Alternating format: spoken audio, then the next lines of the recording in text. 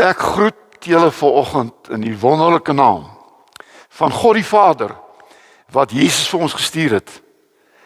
Ek groet julle in die naam van Jesus, wat die Heilige Gees vir ons gestuur het. En ek groet julle in die naam van die Gees van God, wat saam met ons gees getuig, dat ons kinders van God is. Wonderlik om te glo in die Vader, Seun en die Heilige Gees. Nou, hier by die nagmaal, dink ek, is dit ook goed om van tyd tot tyd, nie elke keer nie, maar van tyd tot tyd ook, die gebed te bid, wat Jesus vir ons geleer het. Kom ons bid saam.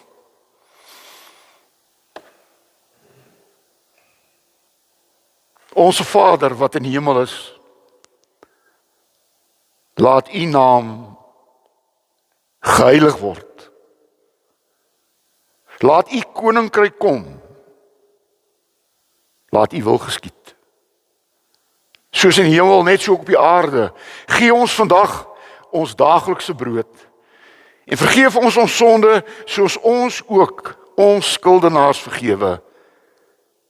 En laat ons nie in versoeking kom nie, maar verlos ons van die bose, want aan U behoort die koninkryk en die krag en die heerlikheid tot in ewigheid. Amen. Prys sy wonderlike naam.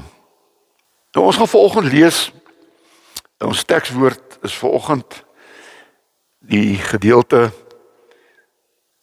in 2 Korintiërs 8 vers 9. En ek wil hê jy moet vanoggend, eintlik wil ek sê, moet ons elke woord wat gesê word oordink.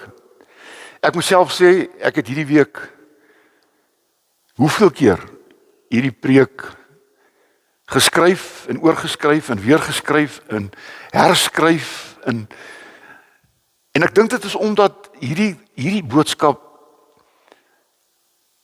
so oorweldigend is, dat 'n mens dit nie in 'n mensewoord kan oorvertel nie. Luister na hierdie 2 Korintiërs 8 vers 9, want julle ken die genade van ons Here Jesus Christus, dat hy, hoewel hy ryk was, terwille van julle arm geword het, sodat julle deur sy armoede ryk kan word. Wat 'n diep woord. En daarom as julle sien die tema, wil eintlik sê wat ek wil sê vanoggend, alles sê die rykdom van Jesus armoede. Die rykdom van Jesus se armoede.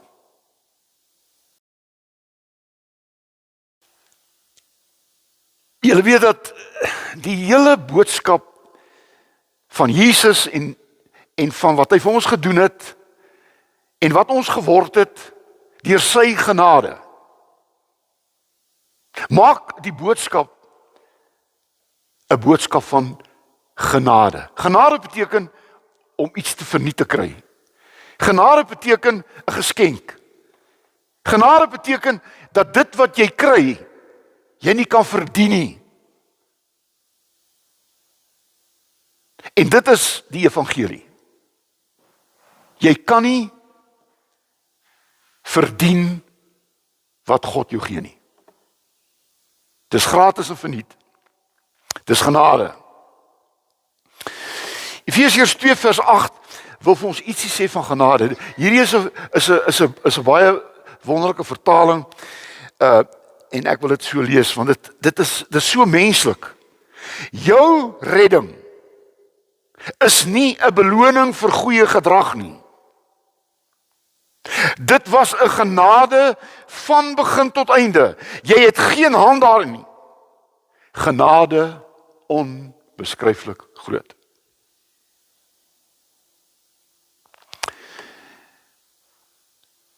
Ek wil begin waar Paulus ook begin.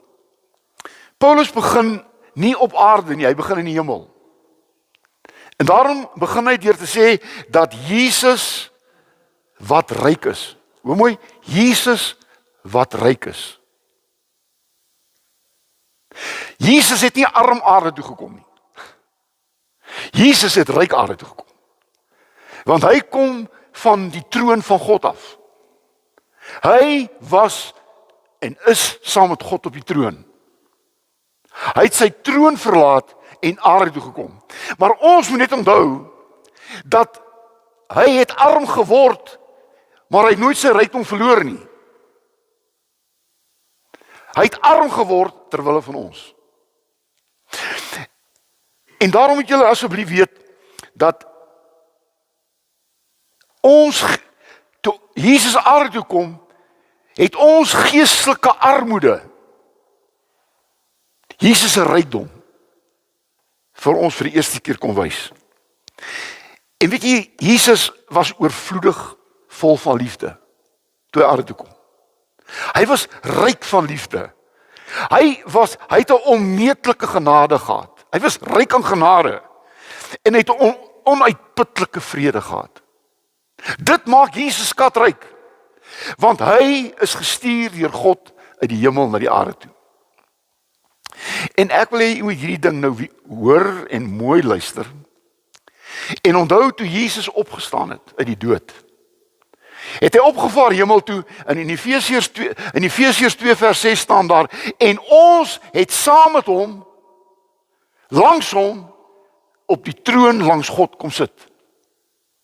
Met ander woorde, Jesus se opstanding het ons skatryk gemaak.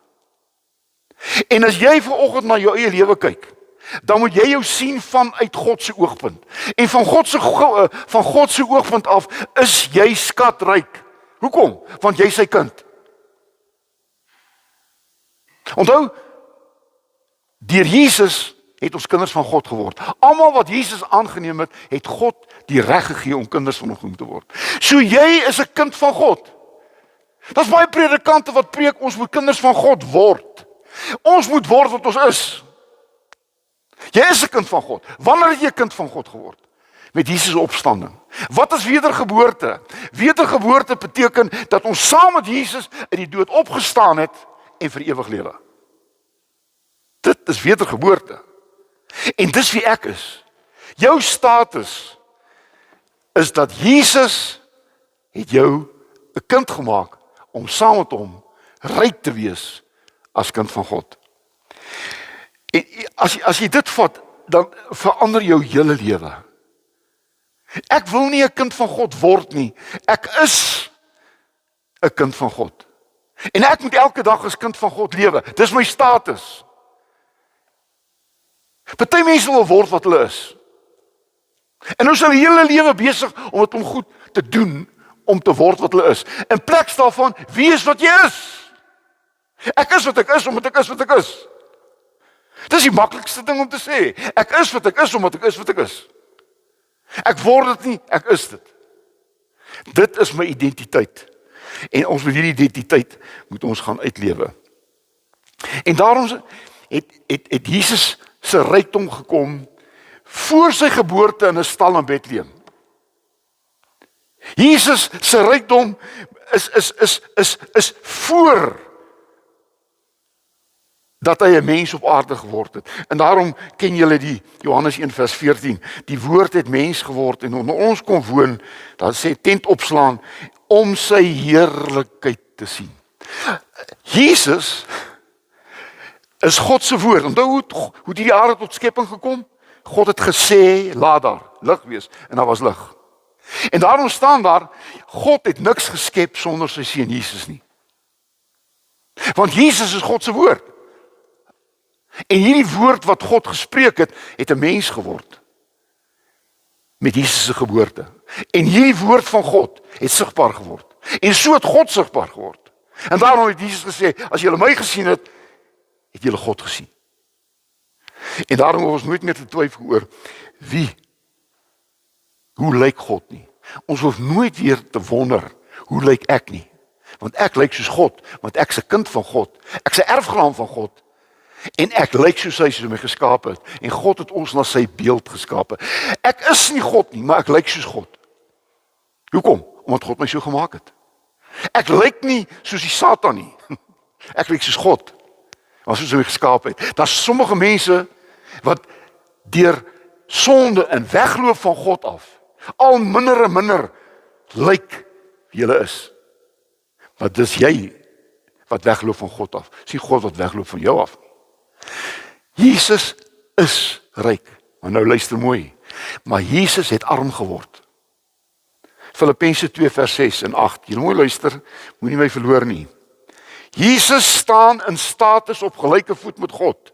Hy het egter nie so vol van homself, hy was nie so vol van homself nie, dat hy tot elke prys aan die status wou vasklou nie. Toe die tyd ryp was, het hy die status en eer wat hy gehad het, eenkant toe geskuif. Hy het 'n mens tussen mense geword. Asof dit nie genoeg was nie, het hy sommer gewone mens geword, wat op die oog af nie uiterlik gelyk, uitsonderlik gelyk het nie. Iemand van wie baie ander mense niks gedink het nie. As mens onder mense het hy die pad van vernedering nog verder geloop. Hy sou hom uiteindelik by die dood aan die kruis uitbring. Wat 'n vernedering! God het dit egter van hom gevra en hy het die pad van vernedering gehoorsaam geloop. Hoorie, Jesus het self sy godheid agtergelaat om te kom om 'n mens te word. En op aarde het hy een ding gedoen die hele tyd. Hy het armer en armer geword. Hy word gebore in 'n stal. Hy word gebore as 'n arm kind. Hy word groot as 'n arm mens. Hy sê op 'n stadium, die seun van die mens het nie eers 'n klip om sy kop op neer te lê nie. Want hy het dit gedoen, hoekom? Want deur sy armoede wil hy ons ryk maak. En dit was sy hele lewe gewees. Sy eie mense het hom verwerp. Sy eie mense het hom gespot. Sy hele lewe was een pad van lyding.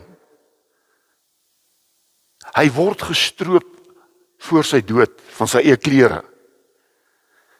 Hy verloor sy waardigheid. En hy verloor sy lewe aan die kruis, waar hy uitgeroep het, my God, waarom het my verlaat? Hoor u, hoe hy stukkie vir stukkie arm geword. Hoekom? Om ons ryk te maak. En dis waarmee gaan afsluit. Jesus se armoede maak ons ryk. Dis ons tema. Jesus se armoede maak ons ryk. Paulus sê nie, Jesus het gekom om ons beter te laat voel nie. Jesus kom nie aarde toe sodat ons kan voorspoedig lewe nie. Jesus kom nie aarde toe om ons finansiëel ryk te maak nie. Jesus kom om ons geestelik ryk te maak. Hy kom om ons vergifnis te gee van ons sonde. Nou wil ek vir jou sê, dis een van die grootste rykdom wat jy ooit kan ontvang. Die bloed van Jesus reinig my van elke sonde. Hy moes arm word, hy moes sterf, sodat jy vir ewig kan lewe. Hy vergewe jou sonde. En nou wil ek hê jy moet weet as jy hier sit, en jy glo jy's 'n kind van God, dan moet jy ook glo dat daar geen enkele sonde van jou is wat nie vergewe is nie.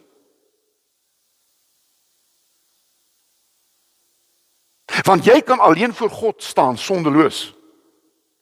En Jesus het jou sondeloos gemaak. Maar nou as jy sê, maar wat daarvan as ek sonde doen? As ek sonde doen, moet ek vergifnis vra. Ek vra vergifnis wat Jesus my klaar gegee het.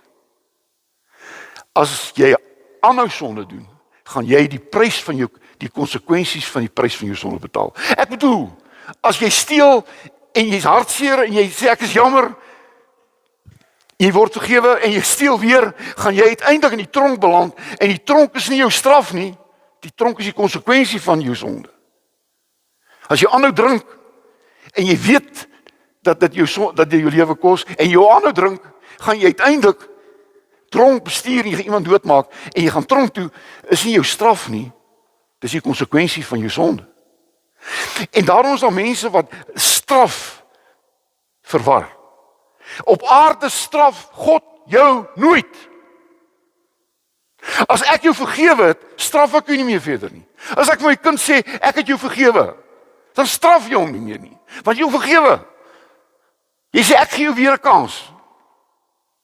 Maar as daai kind aanhou dieselfde verkeerde doen, dan gaan jy hom die konsekwensie van sy sonde laat betaal.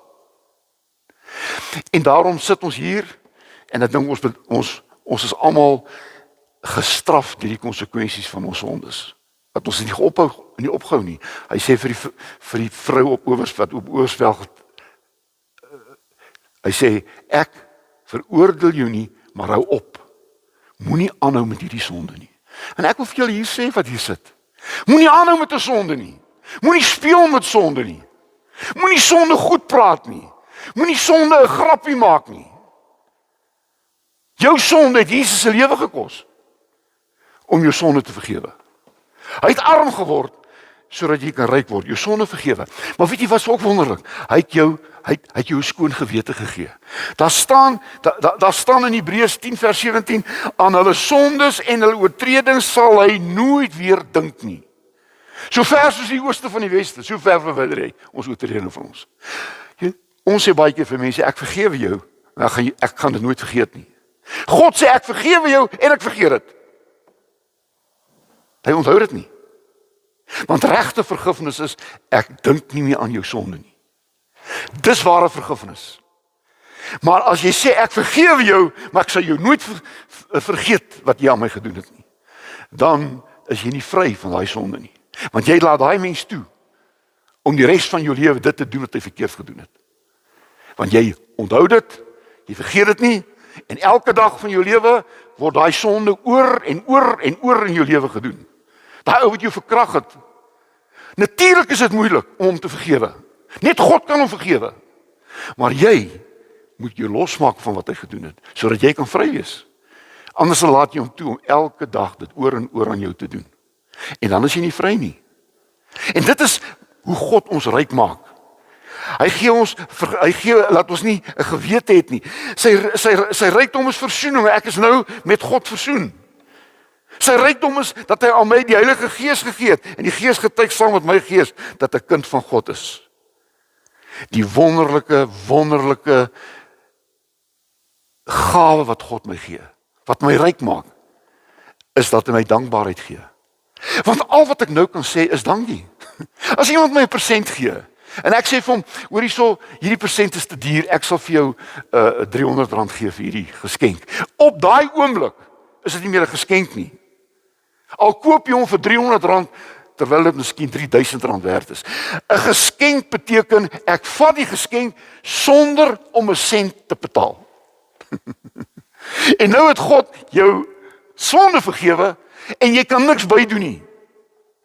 Jy kan niks bydoen nie. Al wat jy moet doen is, ek sê dankie.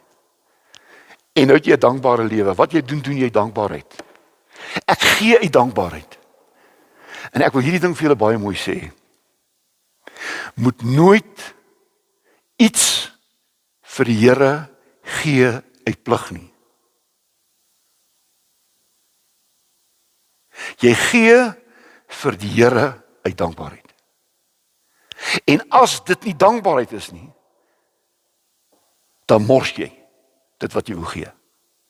Want die Here sê, ek het 'n blymoedige gewer lief. En party mense dink, as hulle 10de vir die kerk gee, dan bless hulle die Here. Nee, die Here het jou gebless. As jy dan 'n 10de van jou geld wil gee, soos party mense dit wil doen, dan doen jy dit uit dankbaarheid. Maar dit gaan niks by jou saligheid doen nie.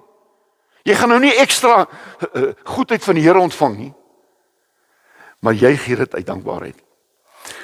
Oukies, ek het vanoggend gekom met 'n boodskap wat miskien vir jou nou gesê het, "Joe, is dit nie dit klink te ingewikkeld." Nee, dit kan nie ingewikkeld wees nie. Jesus se armoede het my ryk gemaak. Hy was altyd ryk, maar hy het sy rykdom opgegee. En het aarde toe gekom en het letterlik stukkie vir stukkie arm geword tot aan die kruis. En hy jou so ryk gemaak dat jou sonde vergewe is, dat jy die ewige lewe het en dat jy vir altyd saam met hom gaan wees. Watter groter ongelooflike geskenk is daar. Mag die Here gee dat ons huis toe gaan en dat ons hierdie lewensstyl sal aanleer. En miskien moet jy net hierdie sin onthou. Ons wat Jesus volg, en ons moet ophou om sê ons is Christene. Ons is volgelinge van Jesus. Almal sê ek is 'n Christen. Maar jy is 'n volgeling van Jesus, 'n disipel van Jesus. Die woord Christen is later aan mense gegee. En wat het Jesus gesê? As jy agter my wil aankom, moet jy jou kruis opneem en my volg. Dit beteken jy moet die pad van Jesus loop. Jou rykdom moet ander mense se armoede ryker maak. En ek dink ons moet hierdie lewenstyl aanleer. Dat ons met dit wat ek het, ek bid baie keer, Here maak my 'n multimiljonair. Ek sal graag wil wees. Weet jy hoekom? Want ek sal my geld wil weggee. Ek sal vir arme kinders wil skole bou. Ek sal vir arme mense wil help. Ek wil nie daai miljoene hê nie. Wat maak ek daarmee? Maar wanneer jy goed doen daarmee, dan word daai rykdom, ander mense se armoede, word daardeur ligter en beter gemaak. En dit maak my 'n seën vir ander mense. Amen. Here, ons is vanoggend by die nagmaaltafel. En hierdie nagmaaltafel sê vir ons net een ding. U het arm geword, sodat ons kan ryk word. Die tekens van brood en wyn vertel dat u liggaam gegee het om gebreek te word, sodat ons kan heel word. U het u bloed laat vloei, sodat ons skoon kan word. U pyn het ons vreugde geword.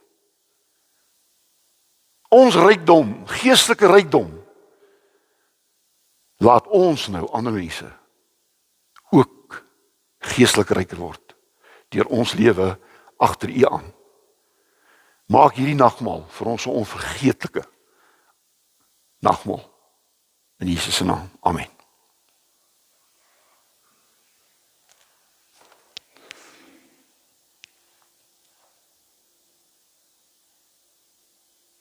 Die rykdom van Jesus se armoede.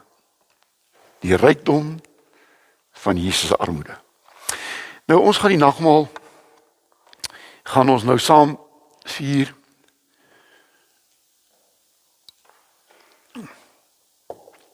En onthou elke stukkie van hierdie nagmaal vertel net vir jou, Jesus het alles vir jou gedoen. En daai bietjie, en ons gee nie vir jou 'n bottel wyn nie. Ons gee nie vir jou 'n hele brood nie. Hoekom nie? Want dan verloor ons iets van die boodskap. Daai bietjie wyn vertel alles. Daai klein stukkie brood vertel alles. Daai stukkie armoede maak jou ryk, geestelik. Versterk jou geloof vanoggend. En maak jou mense in die wêreld wat so gaan leef. Die genade van ons Here Jesus Christus en die liefde van God en die gemeenskap van die Heilige Gees bly met ons elkeen, want ons is vry. Amen.